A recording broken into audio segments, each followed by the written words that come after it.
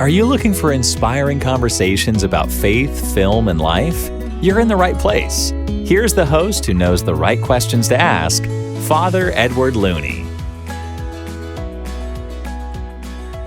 Hey everybody, it's Father Edward. Grateful you're tuning in for another conversation.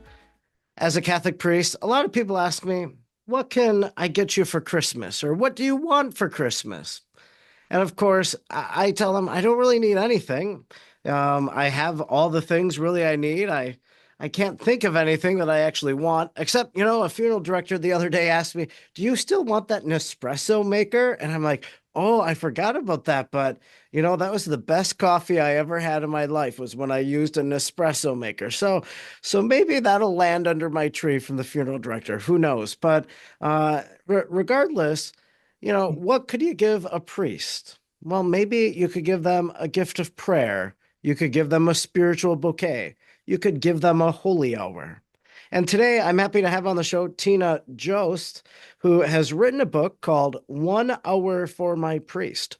So we're going to hear why she wrote this book and what that hour consists of and a lot more. So I'm very excited to have this conversation because it's always great to speak with people who have a love for priests and, in a sense, those who are exercising a spiritual maternity over priests. So thank you so much, Tina, for joining me today. Thank you so much for having me. I really appreciate it.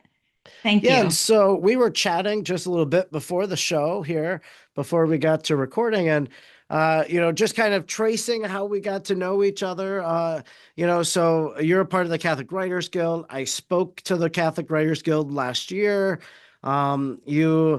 We followed each other on social media, so maybe we don't know each other, one-on-one personally, but we have a great familiarity, just living in this Catholic world that we live in and how our paths have crossed. So yeah, I've been seeing your book through your posts and such, and grateful for the work that you put together on that. So 1 hour for my priest. I'm just kind of curious, what inspired you to put together this little prayer booklet? Oh, that is really a great question because I never thought I would write this book. um, I had a friend approach me and ask me if I would be a seventh sister for a priest that I was dear friends with, someone who I homeschooled my kids through 12th grade. And this priest that she asked me to pray for was someone that my sons, our whole family, we adopted when he was a seminarian and we prayed for him. And, we had a prayer wall in our home. And so his name was on there. And then at night when we would do evening prayers, the boys would I have three sons, they would be like fighting to say, and his name, at the very end. And they wouldn't say anything but his first name. And they would say, and his name, and they would do it every night. And he was really special to us. And so, we went to his ordination and all of those things. So when this person approached me and asked me if I would pray a holy hour for him every week for 1 hour, I just jumped at it. I said, of course, he's very dear to us. So that's how I started praying a holy hour for a priest. And then not long after, we realized, several of us, our pastor didn't have anyone praying for him. So then we decided to pray for him. And so it was through those hours of prayer in the church before the Blessed Sacrament that I wrote this book. Well, that's beautiful. So the book is more about your desire to pray for priests and kind of that journey through that, or is it a book that gives us special prayers to pray for priests? Oh, that is a great question. No, this is not anything about me, really. What it is that we bring the soul of one priest. First, we start out in the presence of God, truly reminding us that we're in the presence of God. And we bring the priest before Jesus and we plead for his soul. And we leave all of his intentions at the foot of the cross. And we ask his guardian angel to help him, the Blessed Mother to help him. We ask his saints to intercede for him.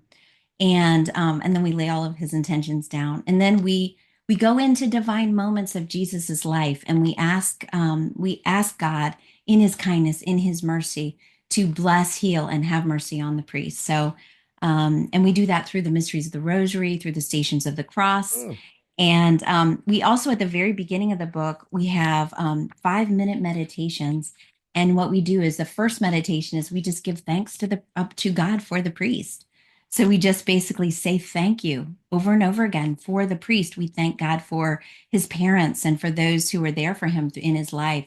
And then we go into different moments in divine scripture. So, for example, we like the mysteries of the Rosary. We bring the priest into the moment of the mystery and ask God to bless and heal him.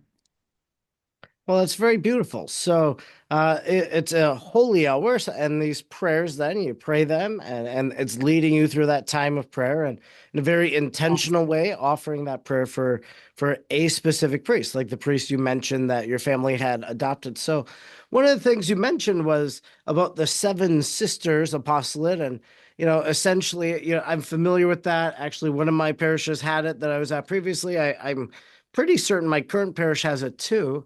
And so essentially, it's seven women that get together, and once a day, someone is before the Blessed Sacrament, making a visit, praying for the priest.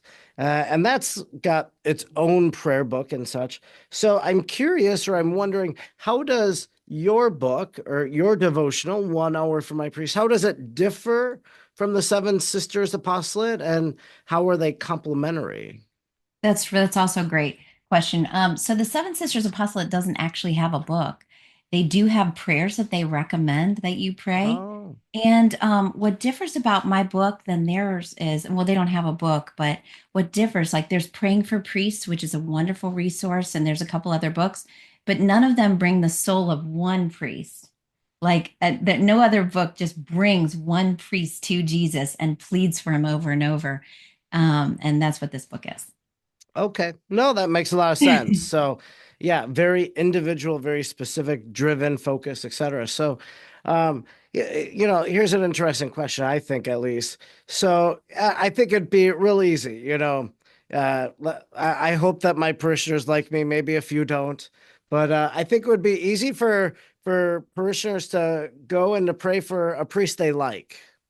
But Yes, what if, so they're likable, they are friendly, they preach well, like it's just easy to support a priest like that. yes. But what happens if in your parish, you have the priest that is an old grouch who's not very friendly, Mhm. I think it would probably be hard to pray for him. And so how do you convince a person that maybe is hardened against the priest that they might have to actually pray for that priest? Because obviously, if there's something going on in their heart and their life about that priest, well, now they probably need some healing or something along those lines to remove anger, hatred, bitterness, all that towards that priest. So, what's your recommendation if you just don't like your priest? I think you need to pray for him even more. I mean, I really do because he there are so many things that our priests endure that we don't know about as lay people. We really don't think about it. And just like all of us, we have good days and bad days and hardships and trials and ups and downs in our vocations. So I would say that even if you don't like the priest, and maybe even more importantly, if you don't like the priest, that praying for him is really important, because God does know everything. God knows what's hardened his heart or what's hardened your heart towards the priest. And when you pray for someone else, your heart is softened. It really is. And Hmm. God knows all those little needs. And in the book, we do plead for him. Like in the Stations of the Cross, we bring the priest into the moment. So, for example, on the eighth station, when Jesus consoles the women, we might in this book we explain, and I bring you into that moment where you say, Jesus, as you've fallen, and how you and when you're broken and you're bleeding, just like the priest when he's struggling and suffering and carrying his own cross, give him all the necessary graces to do his vocation to the best of his ability. Help him to console the women, help him to be there for the people who he serves. Yeah, I think that the people's prayers for a priest, they are strongly efficacious. They can move mountains in the priest's life.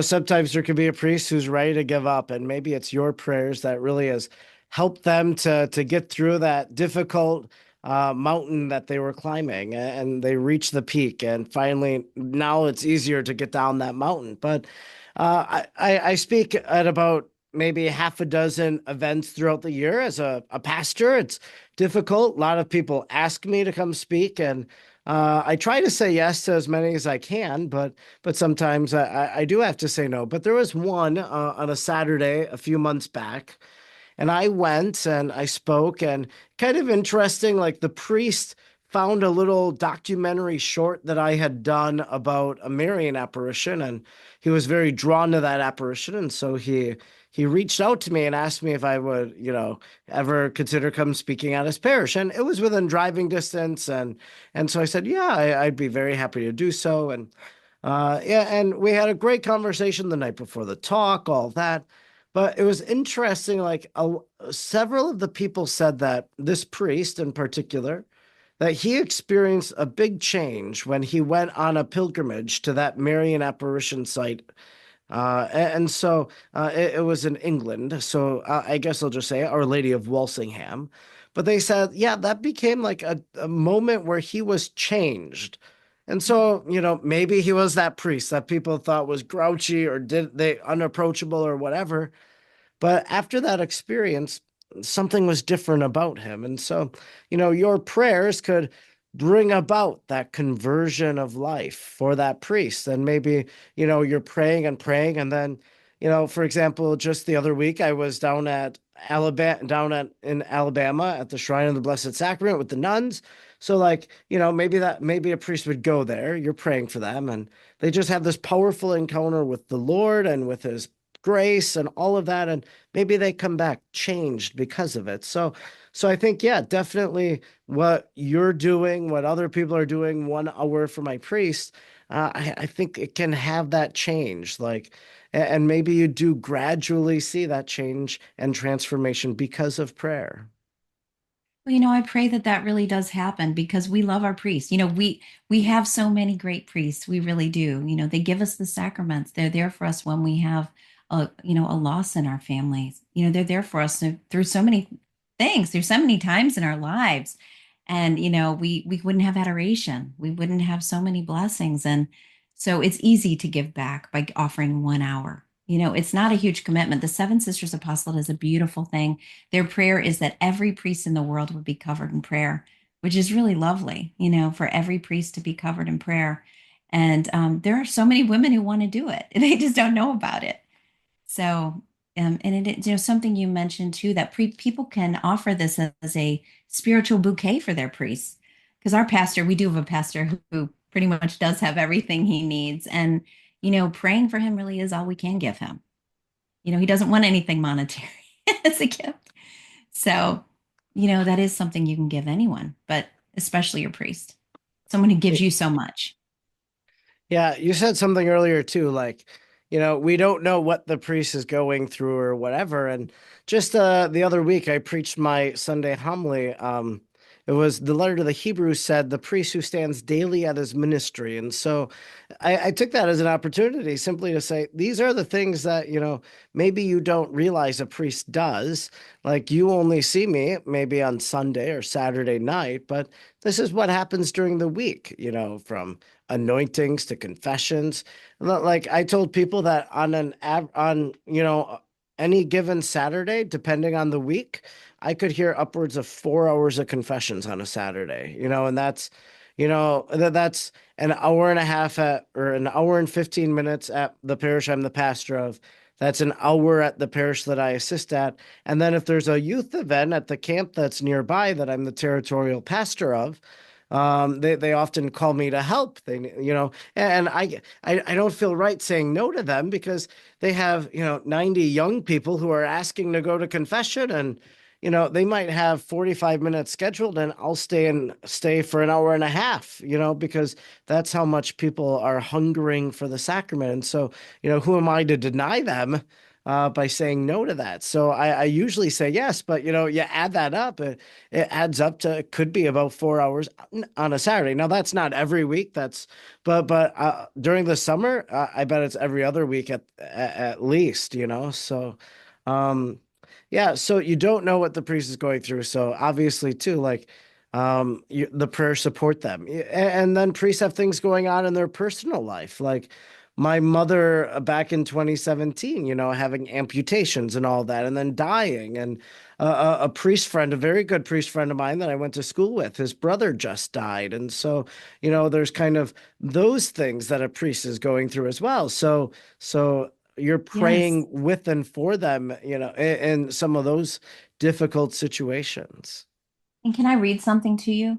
Yes, In the please. very one of the sections in the book, at the very end, we plead to God. It's kind of like our final plea to God in a section called Help Him. And so it says, Holy Trinity, help Father Edward in his daily struggles. God, in your kindness, deliver him. Strengthen his virtues and help him to overcome his vices.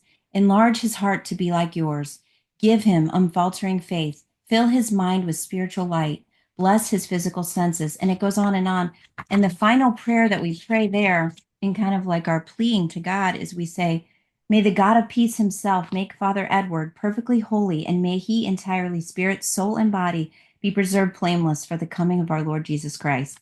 And of course, that's from Thessalonians. But so throughout the whole book, we're pleading to God. We are pleading to God for the soul of our priest. And in those times, in the times of loneliness, in the times of difficulty, in the times of persecution, or and in times of blessings, there's a whole part where we just give thanks. I mean, give thanks for the priest, and even give thanks for the future blessings. So it's really trying to encompass all of those things, the things that we all encounter. But I'm married. I've been married for 29 years, and I have three sons who are grown, and they pray for me, and I pray for them, and we have each other. And you have family, and you have friends, but there's something about you are our father, and we need our fathers. We need our good priests, and we need all of our priests, and they need us as well. So I'm so grateful to God to even be a part of this, doing this. Well, that's beautiful. So that prayer you shared, and this whole book is a collection of prayers. So are these prayers that you personally wrote? So you're praying before the Blessed Sacrament, you have your journal there, and you're writing down different phrases as they come to you? Is Some that of kind of them. the origin of the book? So some of them are. What really happened was I was praying at our parish's Stella Maris, and I was praying there, and we have these beautiful stained glass windows. And so I was really just praying the mysteries of the Rosary at the beginning.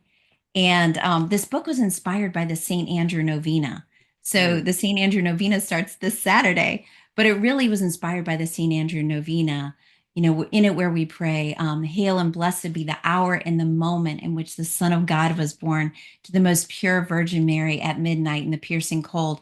In that hour, we beseech thee, O my God, to hear our prayers and grant our desires through the merits of Jesus Christ and of his dear Blessed Mother. And so it's that really inspired me. Years ago, this woman had come to our house and gave me a little holy card with that prayer on it. And then I started praying that same thing, like at the incarnation, hail and blessed be the moment when Jesus became man. And so in this book, what we do is we literally bring the priest into all of those different moments, Mm. and then in those moments, we ask God to bless and heal and have mercy on the priest in different ways throughout the book. Does So that how make many, sense? yeah, for sure. Okay. How many pages is the book? Around 100, 104 pages. So then it is kind of, I'm just trying to think. So like Mary Jo from my parish, she gets the Yes. book, and like she's not going through all 104 pages No, in 1 hour, no. but yeah, it's kind of like you pick and choose what you pray. No, so in the beginning, you bring the priest before in the presence of God. So you go into the presence of God, really truly become conscious that you are aware of his divine presence. And you bring the priest there. So that you start with no matter when you use it. But then we have the mysteries of the rosary, we have all of them, the stations of the cross, and then the litany that I was showing you in the back, the help him part two. Sure. You can pray it however you want to. You can go into different parts. Sometimes I start with that help him, and then I go into the stations of the cross. During Lent, I pretty much always do the sorrowful and the stations every week when I pray for Father. But there are countless ways, and that's one of the things that people have told me now that they've been praying it is that there are several ways to use it. You know. and Yeah. kind of, Yeah, that's great. So, one holy hour you could do the rosary and, like you yes, said, during Lent, you could maybe emphasize the stations and yes, yeah, or if you're praying on a Friday, you could do the stations. yes, So a person, it's 1 hour for a priest. So technically a person could do this hour once a week. They could do twice a week if they really wanted, I suppose. There's yes. there's no limit, right? The other thing is too that I really want to say, I homeschooled my kids. So, and they prayed for their priest and they prayed for the seminarians. One thing you can also do is pray this with children. Even if you don't pray in the church, you can still pray these prayers with the kids. One of these decades for a priest where you're actually bringing the priest into the mystery of the moment. You can pray this with them and they love it. They would be so eager to pray for their priest in doing that. And that's how I think you can do a spiritual bouquet. I love that you made that suggestion because I think that kids would love to do that for their priest. Our boys were able to serve daily mass. Thanks be to God. We have a wonderful pastor who allowed the boys to serve anytime they wanted. And because we were homeschooling, we were able to go to most of the time daily mass. And they served a lot with him and they cared about him. And when he was ill, he had to have surgery. The kids were all, oh, we need to pray for father, and Hmm. um, but kids are eager to pray too. So could Yeah, invite them so to do it as well. so you pray for that priest your family adopted, and Yes, then you pray for your parish priest. Are there yes, other priests that you pray for? yes, absolutely. I've prayed for priests throughout my life. Writing this book, I really had to think back. What priests in my life have really impacted me. And I thought about, I had this priest. I'm one of 11 children. I'm the 10th of 11, and I have 8 older brothers. So it was a lot of fun. And I remember we had an alley. I grew up in St. Louis, and there was a priest who lived across the alley behind our home, and he cared for his mother. And so sometimes he used to come over and hit the ball, and we were playing ball in the backyard and running around the bases and stuff. And so that was important. He impacted my life in some way. And then I had a wonderful pastor when I was a child who was very reverent, and he taught me about adoration, and he taught me about being reverent towards Jesus and the Blessed Sacrament. And then, just all the different priests that have come over in our lives, that Yeah. I've come across, I guess. Yeah, there's that beautiful prayer. You've probably seen it, but it's like, I pray for the priest that baptized me, the priest that heard my confession, the priest who anointed. It goes through a series of different priests. And I think it's wrongfully attributed to Saint Therese of Lisieux. I actually think it's like Cardinal Foley or something like that wrote it, or Spellman or something like that. But it's a beautiful little prayer. It was in this little blue book called like a Catholic prayer devotional or something that, it used to be mass market freely given out at parishes or whatever. But I know I quoted it in like Seven Priests to Pray For or something like that I wrote. But I found that to be a beautiful prayer.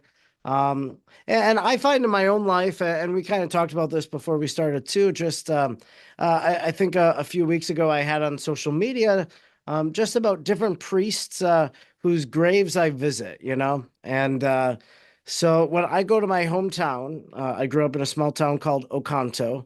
There are 4 priests buried in that cemetery, 5 that I know of, and so I visit their graves, and I never met them. I don't know anything about them, but by the fact that we share in the priesthood of Jesus Christ, I go and I visit their graves. So there's those priests. Or when I was in Alabama, I went to the grave of Father James Coyle.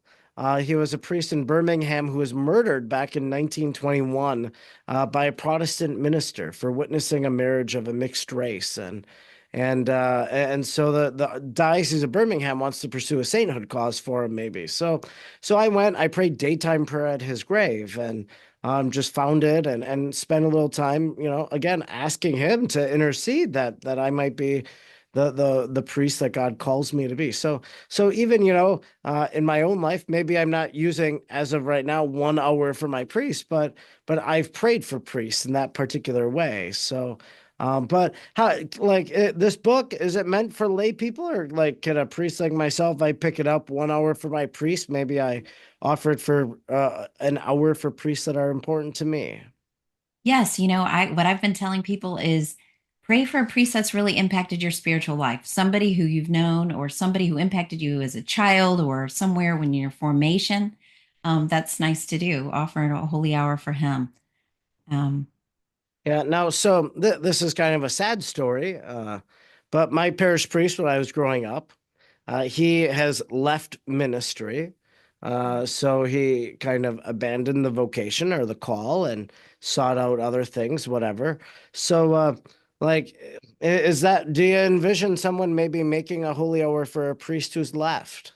yes, you can easily do that with this book, especially in the Stations of the Cross.